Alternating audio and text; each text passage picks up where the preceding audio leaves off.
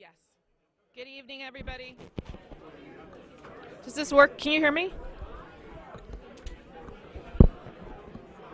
Hello? All right, is that on? Good evening, everybody.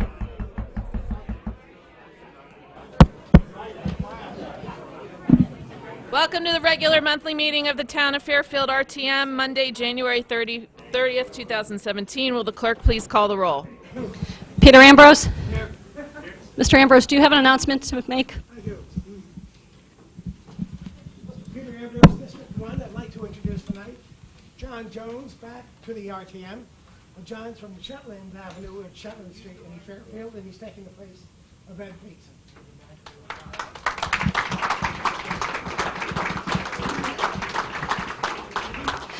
John Jones? Here. Mary McCullough? Keith Varian? Here. Bill Gerber? Here. Tim Lynch? Eric Newman? Here. Cindy Parham? Here. Heather Dean? Present. Alex Durrell? Alexis Harrison? Robin Orris? Here. Jen Hochberg? Here. Aaron Lopez? Here. Phil Pierce? Here. Liz Esma? Here. Josh Garskoff? Here. Ruth Smay? Here. Carol Way? Here. Jay Walk? Here. Matt Ambrose? Here. Hannah Gale? Ray Newberger? Here. Janice Solomon? Here. Tom McCarthy? Here. Mark McDermott? Here. Jill Vergara? Here. Karen Wackerman? Hank Ferentz? Here. Pamela Iacono? Here. Christine Messina? Here. Peter Tallman? Brian Farnan? Here. Drew Georgiadis? Here. Ken Lee? Here. Bill Perugini? Here. Sam Cargill? Paul Fattabine? Here. Michael Hurley? Here. Eric Sunman? Please rise for the Pledge of Allegiance. I pledge allegiance to the flag of the United States of America and to the republic for which it stands, one nation, under God, indivisible, with liberty and justice for all. Next item on the agenda is to hear a message from the state of the town by the first selectman, Mr. Tetreault. Thank you.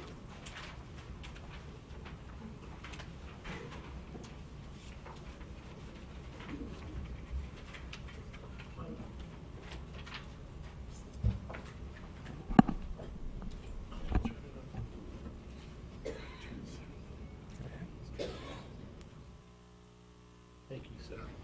All right. Good evening. Thank you, Madam Moderator, members of the Board of Selectmen, members of the Board of Finance, members of our representative town meeting, our state delegation, other elected officials, members of the public, for the opportunity to provide this update on our town. A tremendous amount has happened in the past year. As always, I want to give a big thank you to all of our volunteers serving on the boards and commissions who give so freely of their time. These citizens are dedicated to helping our town be the best in the state. A special thanks to those members who volunteered on the Penfield Building Committee, and especially its chair, Mr. Jim Bradley. I'm grateful for our town department managers and employees for their professionalism in raising service levels, productivity, and overall efficiencies. I'm deeply appreciative of the Board of Education, the central office, our teachers, and our administrators. Their excellence in delivering a top-quality education to our students should never be taken for granted. They have kept our students engaged, involved, learning, and reaching for new heights. If anyone has any doubt about the magic they work with our students, I would ask you to attend just one of our high school holiday concerts. I attended the Carillon concert at Fairfield Ward this past December. It was truly amazing. I was in awe of the talent, skill, dedication, and precision demonstrated by our students. I'm proud of what my administration has accomplished. We've worked together to overcome many challenges. It is the teamwork of our boards, commissions, volunteers, town and school managers that has been and will continue to be the hallmark of Fairfield government. We live in a time of great uncertainty at the federal government level and at the state government level. We even have a certain amount of local angst with the prospect of a special election. There is certainly more than a little bit of controversy. We have to find a way as elected officials to work together to fashion a budget over the coming months. We owe it to our citizens to provide the best demonstration of teamwork. We should be setting an example for our state and federal governments on how working together produces the best results for our residents. This is really the best tradition of Fairfield government. This past year was another solid year for our town's financial performance. We delivered a budget for fiscal year 17 with a decrease in the town side expenses. This budget did not reduce or defer any services. The budget included full funding for annual pension costs, full funding for the annual retiree medical costs, or OPEB, increased paving investment, increased sidewalk maintenance, more public works equipment, increased snow clearing allowance, increased senior center support, a supplemental contribution to surplus to support our AAA credit rating, and continued funding for our school security personnel. The combined budget for the town and Board of Ed represented a 0.79% increase, representing the second lowest budget increase in the past 20 years. Last summer, we issued just over $20 million in bonds. We have the highest possible credit rating from all three national rating agencies. Our AAA rating that we've worked so hard for really paid off. The winning bid offered a 2.026% interest rate for 20 years. This is the lowest interest rate in our town's history. One of the biggest challenges we faced was the state's reduction to our municipal aid of an estimated $3 to $4 million. This included close to a $2 million cut in ECS, or educational cost sharing. Working with our Board of Finance, the Board of Education, and key department managers, we're able to use surplus from fiscal year 16, excess Board of Ed healthcare reserves, and reduction in key town budgets to minimize the impact on our town.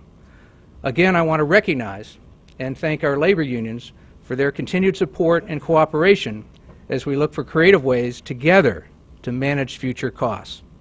We could not have achieved these goals without the exceptional effort and dedication of our Chief Fiscal Officer, Bob Mayer, and the Finance Department team.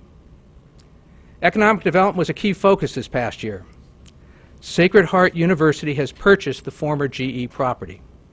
This purchase will move the property into a tax-exempt status and reduce our future tax revenues. This does create some short-term challenges. We are in discussions with Sacred Heart to look for creative ways to minimize the loss of this revenue. However, in the long run, this dynamic, growing university should be a real benefit to our town and a driver for our local economy. Fairfield is unique in having two top-quality universities in Sacred Heart University and Fairfield University.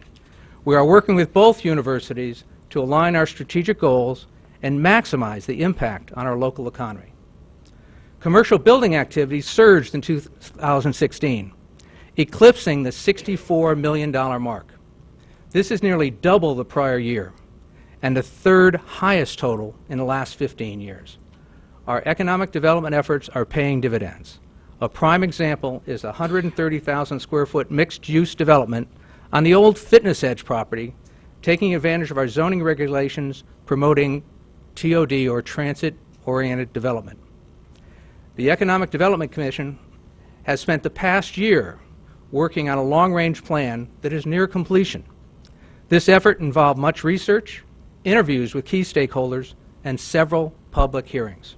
This plan will provide direction in how to grow our grand list in the years ahead. Our economic development team is also busy tackling some current obstacles to continued development. The department helped the town obtain a $375,000 grant for a planning, engineering, and pedestrian safety study for Black Rock Turnpike. This business corridor is a key area for future growth. In addition, there are two pending grant applications for funding to make pedestrian, roadway, and streetscape improvements for both Southport and for the Grassmere neighborhood. Everyone should be excited about the projects we are collaborating on with the Fairfield Museum, including much-needed improvements to the Burr Homestead. This historic landmark has suffered too long from deferred maintenance, is now undergoing significant renovations to make it much more attractive to visitors and functional for special events. Mike Jaley and his Fairfield Museum team didn't stop there. They're also completing renovations on the historic Sun Tavern and the Victorian Cottage. There have been numerous other projects and initiatives From the downtown farmers market on Sherman Green to DPW's collaboration with the Fairfield Board of Realtors to create a pocket park on Reef Road, to teaming with the Fairfield Museum and the Chamber of Commerce to launch Halloween on the Green. Several thousand visitors to Halloween on the Green have confirmed this is a new Fairfield tradition. In the ongoing effort to promote Fairfield, the department unveiled a new tourism website. This new site, experiencefairfieldct.org, is mobile device friendly. It also complements the new Fairfield Town Map and Guide, distributed at more than 280 locations. Our fabulously successful Restaurant Week is going to be expanded with a spring edition called Dine Out Fairfield. Mark your calendars. This will be held February 27th to March 5th with over 30 restaurants participating. This is another opportunity for residents and visitors to explore Fairfield. The newly renovated FTC warehouse has had a major positive impact on restaurants and businesses in our downtown area. Our thanks to John Reed and the team at FTC for their award-winning project and for helping make Fairfield known far and wide as an arts and culture destination. FTC is a key engine driving our local economy. When you look at all that's been accomplished to keep Fairfield vibrant and growing during a very turbulent economy, I believe Mark Barnhart and his team are the most productive economic development team in the state. Fairfield also continues to be a leader in sustainability.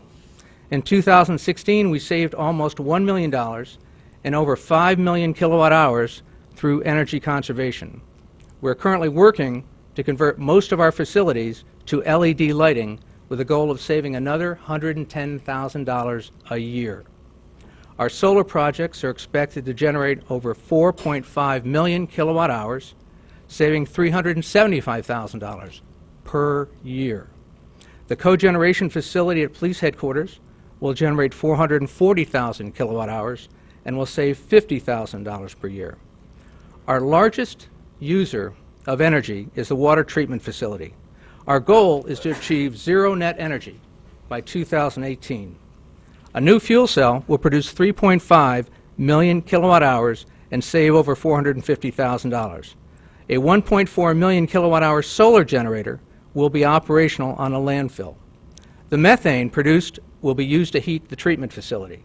Waste heat from the fuel cell will be used to heat the compost facility. A new $2.5 million microgrid will ensure the water treatment facility operates during major storms and power outages. As always, a special thanks to Ed Bowman for his leadership in this area. The Bigelow Center for Senior Activities continues to thrive and grow. There are 3,120 registered senior center members with an astonishing 1,792 signed up to receive the center's weekly email announcements. The Bigelow Center, with the help of volunteers, the Economic Development Department, and the Chamber of Commerce, published a new brochure filled with discount programs and services for seniors. This is the first such guide to be published by a senior center in Southwest Connecticut. It contains over 100 businesses offering discounts for our seniors. This is a great example of an initiative that's good for our seniors and good for local businesses. Pickleball continues to grow and expand. The center boasts 9 statewide medal winners. The next step is on to nationals. Our Parks and Rec Department is very supportive of the sport and has dedicated 4 new pickleball courts at the Tungus Hill Park. As a special note, there's a newly formed Friends of the Bigelow Center for Senior Activities dedicated to fundraising to help support enhanced services at the center. You'll be hearing more about this in the future. Our social services team received a total of $22,000 from Operation Fuel to help over 60 families with heating and utility assistance. The social services team has taken responsibility for the Municipal Veterans Service Contract. The team now plays a key role in providing services to our veterans, including vocational training and reemployment, rehabilitation, adjustment to peacetime life, and assistance in applying for services. Our school district is without a doubt one of the most important assets of our town. It is important that we do not take this excellence for granted. Our superintendent, staff, teachers have provided consistent, quality education year in and year out. Our schools are the #1 reason people are moving to Fairfield and keeping our town growing. We've made significant progress on a number of school projects. Riverfield Elementary School renovation, Mill Hill Elementary School roof replacement, Dwight Elementary School roof replacement, Fairfield Woods Middle School roof replacement, Fairfield Woods High School roof replacement, Osborne Hill renovation and walkway project, Fairfield Ludlow High School renovation, Holland Hill Elementary School renovation, and a district-wide project for enhanced school security. Our schools continue to be a great value. In the area of town planning and zoning, the town has qualified for FEMA's National Flood Insurance Community Rating System. This means residents qualify for a 10% discount on their NFIP flood insurance premium as of October 2016. This applies to both new policies and existing policies when they're up for renewal. This is an estimated combined savings of over $400,000 per year to our residents living in a flood zone. The 10% discount is one of the largest available in the state. The update on our FEMA grants used in raising homes shows 27 projects have been completed so far, for a total of $3.6 million distributed in reimbursements. Our neighbors in the beach area are still not fully recovered and are struggling every day to get their lives back to normal. Special thanks to Jim Wendt for his extra effort as he put in completing the mounds of paperwork on a timely basis to keep the affected residents' checks flowing. On to Parks and Rec. The Parks and Rec Department continues to offer an amazing array of programs for young and old, indoors and out. And here are a few highlights from this year. Penfield Pavilion is now complete, and the committee is pointing towards a ribbon cutting in the next few weeks. Smith Richardson Golf Course took top honors as one of the best in the state. A restructured summer playground camp program allowed more than 1,000 children to participate. Rentals at Penfield 1, Penfield 2, and the Beanery Recreation Center have increased by allowing reservations to be made more than 2 years in advance. The Halloween Haunted House, produced by the combined efforts of the Fairfield firefighters, DPW, and the Parks and Rec Department, raised $9,000 to help the Fairfield Firefighters Charitable Foundation.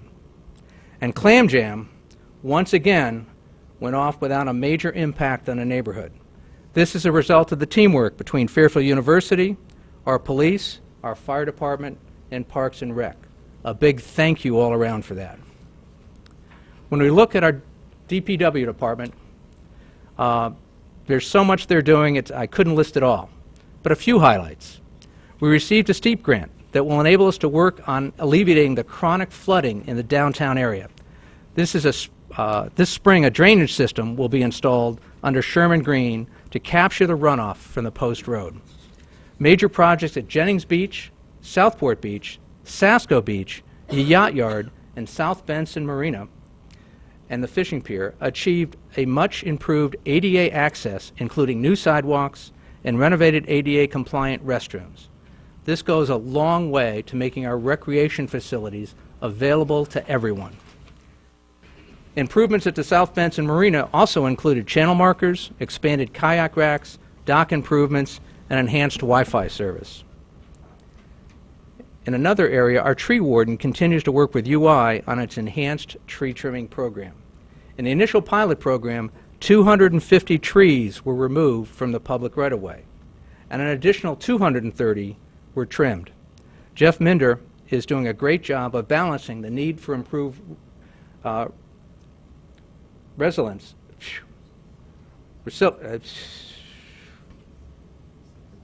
resilience, thank you very much, and maintaining our scenic neighborhoods. And that's a tough balancing act to keep. Our library. It's so easy to take our libraries for granted. We have a remarkable library system. And I was amazed at this. Over 500,000 people visited our libraries last year. Our residents check out books at an astonishing rate, over twice the state average. And over 44,000 people participated in the different programs the library offers.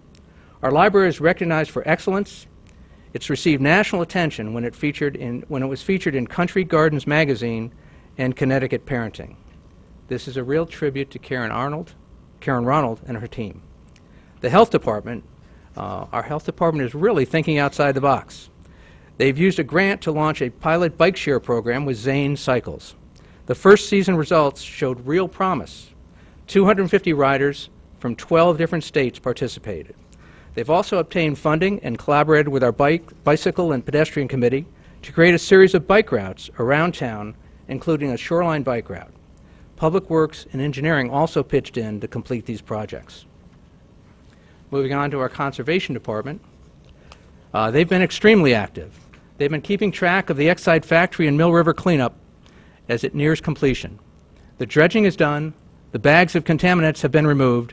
We now have about a year of monitoring wait before development can begin. Our Conservation Director, Brian Carey, also obtained funding to evaluate flood protection options such as walls, berms, dikes, and dune ridges to prevent flooding from Ash Creek and Long Island Sound. The grant provides 100% funding needed for the study. There are a series of public meetings planned, and the Flood and Erosion Control Board is also assisting on this project. And our very own town clerk is using technology to improve our service level. Thanks to a new records management system, more of our land records are accessible online. This is a major service upgrade and convenience for our users. The system has also replaced the antiquated dog licensing program. Licenses now can print out at the point of purchase. Animal control can access the application from their office or also while on the road. And in addition, our town clerk, Betsy Brown, was elected president of the New England Town and City Clerks Association. Betsy is the first town...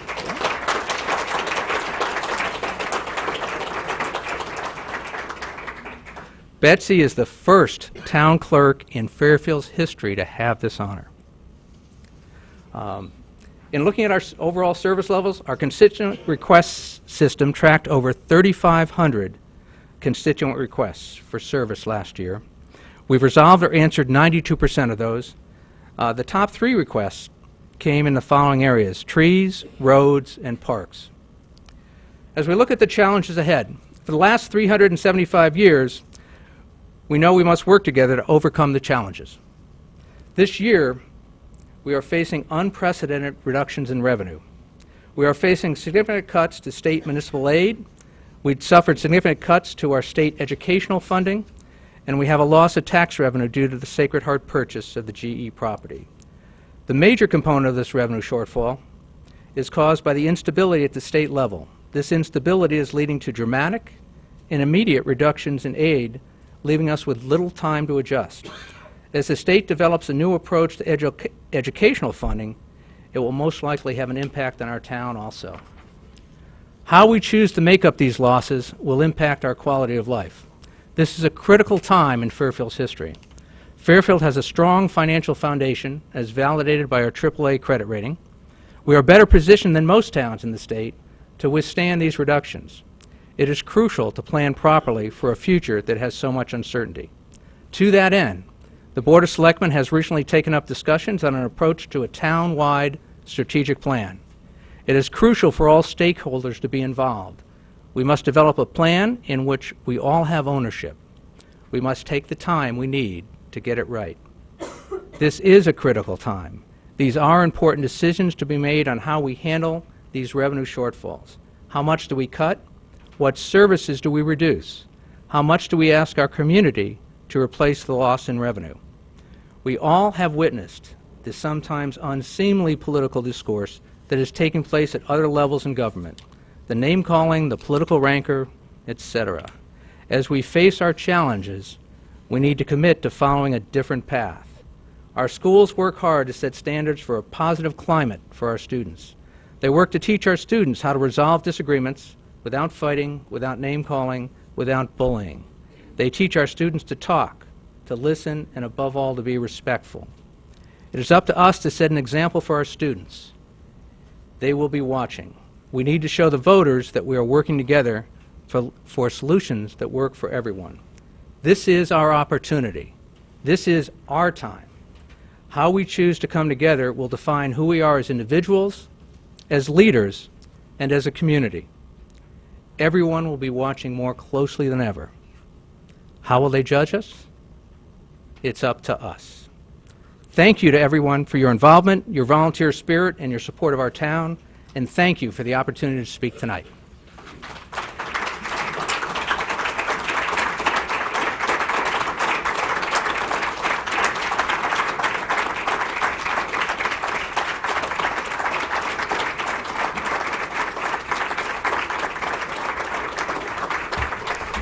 Thank you. Next up on the agenda is to receive the report from the first selectman or his designee on the leases of properties.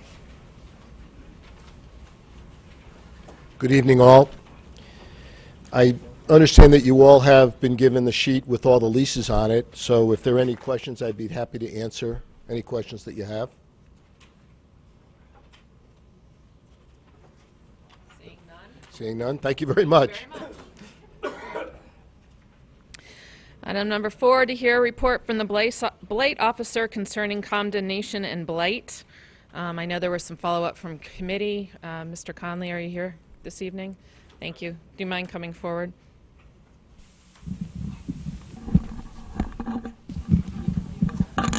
Thank you.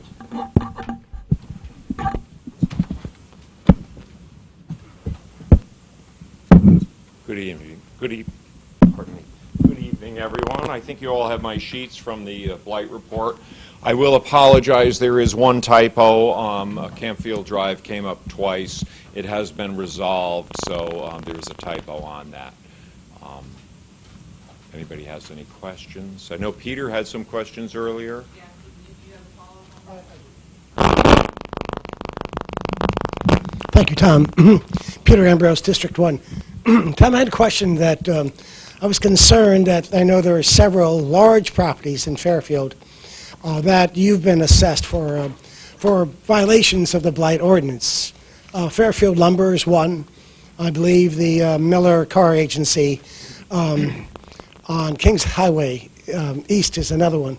And I'd like to know essentially what you've assessed both of these entities by way of fines. Sure, Peter. We have 355 Kings Highway. They are no longer being fined. They have cleaned it up, but we are still, we have liened the properties for $39,700, Peter. So that is still in lien. That's filed with the land records. We also have Thorpe Street, which is the old lumber yard. They have a stay on their fines right now because they're undergoing some maybe some rezoning, so they're allowed a 90-day stay on the fines. But after that 90 days, we will continue on. They are up to $14,100 in fines. And then recently put on, we have 447 Stratfield Road. They are accumulating fines today at they're $4,200 today. So they're $100 a day for that property. Thank you. Is there a difference, Tom, between residential and commercial properties by way of by way of the daily fine? No, Peter. Everybody's charged at $100 a day. And I just spoke to Stanton Lesser and Heather Dean. We're hoping to have a meeting to get together and see if we can do something so there's a little more discretion from commercial to residential properties, a little more discretion in our committee that we don't have to charge smaller properties with smaller violations that full $100 a day. So hopefully if Ms. Dean will allow, we can sit down and have a meeting with her. And anybody else that would like to. Now, Tom, the fines once collected, will they be put into the, do you know whether they'll go into the general fund, or will they go into a special fund allocated for eradicating the the blight issues? Everything goes, Peter, everything goes into the general fund, and you'll find that those have been captured on page 58 of last year's revenue source, item 42203. It's all accommodated in that revenue source there. Thank you. I have no further questions. Thank you, Mr. Conley, for the follow-up. Is there anyone else who had any further follow-up on the blight report? Seeing none, thank you very much. Thank you. Next up, to consider and act upon the minutes of the regular meeting held on December 19th, 2016, moved by Representative Dean, seconded by Representative Zezima. Is there any discussion on the minutes? Seeing none, all those in favor signify by saying aye. Aye. Opposed? Abstention? Item passes. Item number 6, to consider and act upon the following appointment to the Employees Retirement Board as recommended by the First Selectman, Carolyn Trabucco, Democrat, 221 Sherwood Farm Road, term November 2013 to 2018, to fill vacancy created by the resignation of Catherine Fagan. Moved by Representative Hochberg, seconded by Representative Dean. Is there any discussion on this item? Seeing none, any members for the public who wish to comment? Back to the body. All those in favor signify by saying aye. Aye. Opposed? Abstentions? Item carries. Item number 7, to consider and act upon the following appointment to the Historic District Commission as recommended by the Board of Selectmen. Christopher Shea, Republican, 917 Merwins Lane, term November 2016 to 2021. Moved by Representative Vergara, seconded by Representative McCarthy. Is there any discussion on this item? Seeing none, any members of the public wish to speak to this item? Back to the body. All those in favor signify by saying aye. Aye. Opposed? Abstentions? Item carries. Item number 8, to consider and act upon the following resolution as recommended by the Board of Selectmen. Resolved that in accordance with the request from the Director of Public Works, a solar power purchase agreement between the Town of Fairfield and CEFIA Holdings LLC for the purpose of erecting a photovoltaic electric generation system on the roof of the Conservation Garage at 50 Richard White Way for the sole benefit of the Conservation Garage, the term of agreement being 20 years, be and hereby is approved. And further resolved that a system site lease between the Town of Fairfield and CEFIA Holdings LLC for the purpose of erecting a photovoltaic electric generation system on the roof of the Conservation Garage at 50 Richard White Way for the sole benefit of the Conservation Garage, the term agreement being 20 years, be and hereby is approved. May I have a motion? Representative McDermott, seconded by Representative Orris. As you all know, there was an oversight in our agenda, and we actually do not need to act on the first paragraph of this resolution. Therefore, I will entertain a motion to remove the first paragraph as recently stated in the record. Moved by Representative Hurley, seconded by Representative McCarthy. Any discussion on the amendment? Seeing none, all those in favor signify by saying aye. Aye. Opposed? Abstentions? Representative Farnan. The newly worded resolution, unless there's a motion to waive the reading for a second time, resolved that the system site lease agreement between the Town of Fairfield and CEFIA Holdings LLC for the purpose of erecting a photovoltaic electric generation system on the roof of the Conservation Garage at 50 Richard White Way for the sole benefit of the Conservation Garage, the term of the agreement being 20 years, be and hereby is approved. Moved by Representative Ambrose, seconded by Representative Hurley. Any discussion on this item? Seeing none, any members of the public who wish to comment? Back to the body. All those in favor signify by saying aye. Really? Oh my God, I read it 3 times. All those in favor signify by saying aye. Aye. Opposed? Abstentions? Mr. Farnan. Item number 9, to consider and act upon the following resolution as recommended by the Board of Selectmen. Resolved that in accordance with the request from the Director of Public Works, a solar power purchase agreement between the Town of Fairfield and CEFIA Holdings, LLC for the purpose of erecting a photovoltaic electric generation system on the roof of the Public Works Garage at 357 Vera Street for the sole benefit of the Public Works Garage, the term of the agreement being 20 years, be and hereby is approved. And further resolved that a site system lease agreement between the Town of Fairfield and CEFIA Holdings, LLC, for the purpose of erecting a photovoltaic electric generation system on the roof of the Public Works Garage at 357 Vera Street for the sole benefit of the Public Works Garage, the term of the agreement being 20 years, be and hereby is approved. Moved by Representative Georgitis, seconded by Representative McCullough. Again, on this item, the first paragraph needs to be amended, as this is an action that only the Board of Selectmen needed to take, and it didn't need to be on their agenda. Therefore, is there an amendment to remove the first paragraph of this resolution? Moved by Representative McCarthy, seconded by Representative Lee. Is there any discussion on that? All those in favor of the amendment, please signify by saying aye. Aye. Opposed? Abstentions? Representative Farnan. The resolution before us now.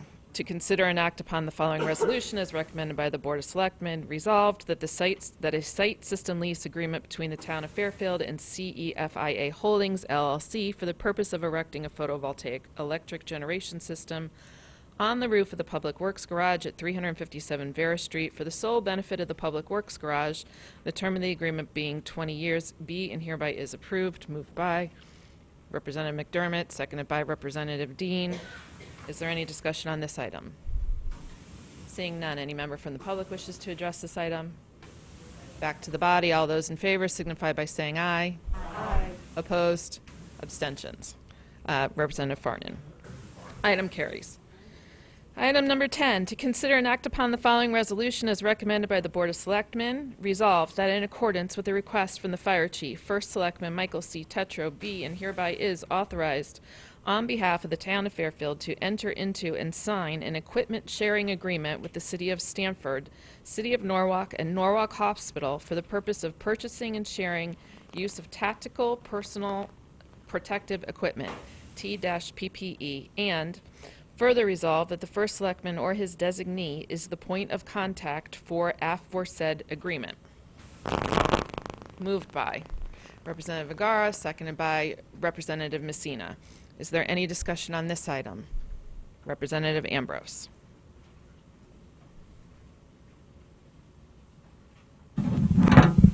Peter Ambrose, District 1. Through you, Madam Moderator, I'd like to ask Captain Dennis McCarthy some questions.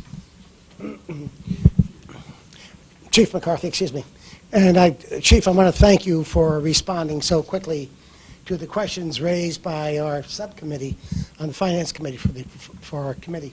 And the questions the reason for the questions for you is that I was concerned and I felt that a disproportionate burden was being put on our firefighters, Fairfield firefighters, because having this special equipment I thought might just prompt or trigger that type of a response.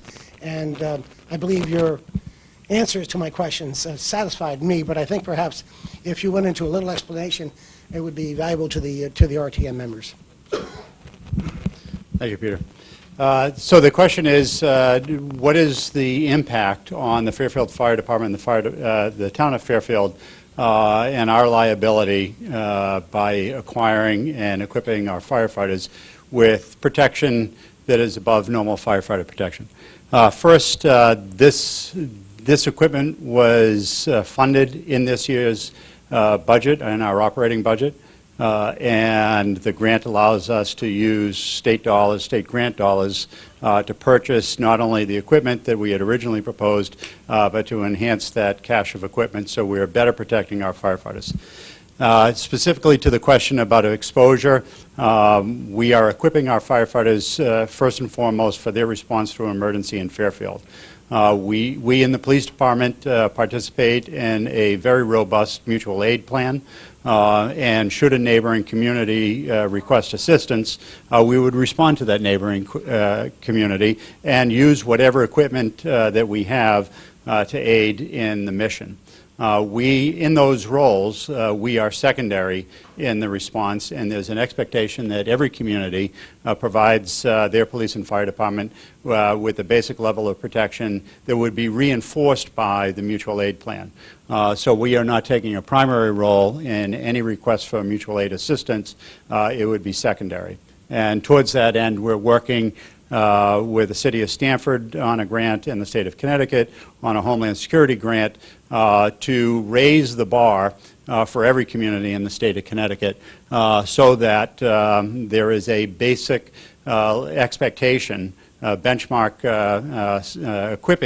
equipment level that every department would be responsible for, so that we would not run into exactly the type of concern that you've expressed. Thank you, Chief. Thank you very much. Okay.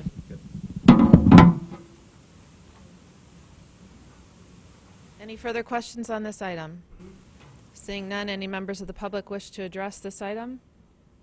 Back to the body, all those in favor signify by saying aye. Aye. Opposed? Abstentions. Item carries unanimously. Number 11, under Rule 32 of the RTM Rules to Regulate, amendments to Chapter 78, Noise of the Town Code, sponsored by Ray Newberger, District 6, Brian Farnan, District 9, William Perugini, District 9, and Samuel Cargill, District 10, have been referred by the moderator to the Legislation and Administration Committee, and this item is currently being discussed in committee. Item number 12, to consider and act upon any other matters presented to said meeting and which may be properly acted upon under the rules of the representative town meeting. Representative Hochberg has asked for a moment of personal privilege.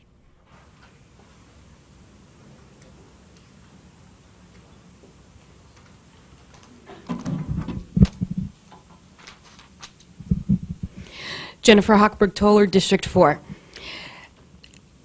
I may be an RTM member, but for a minute or two, I will be put on my CERT hat, which physically I don't have right now.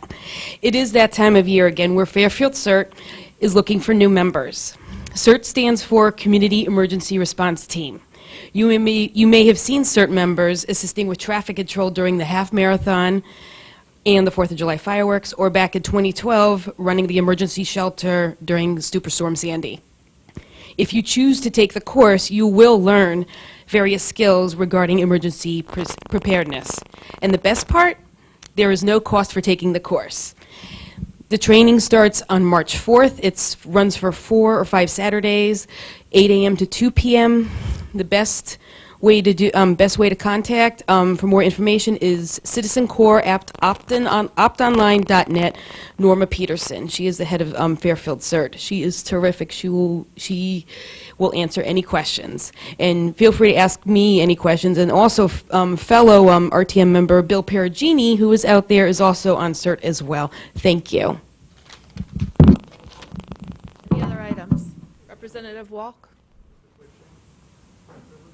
Oh, yes. Jay Wolk, District 5. I'll be brief. I just want to say that I just learned some news that Chief Chris Tracy retired. So I just want to say thank you to him. He was a wonderful, wonderful fireman to this town, and I'm going to miss him personally. He was a good friend. So on that note, I wish him the best, and I hope I can speak for everybody here. Thank you. Anyone else? Seeing none, a motion to adjourn. Representative McCarthy, Representative Ambrose. Thank you.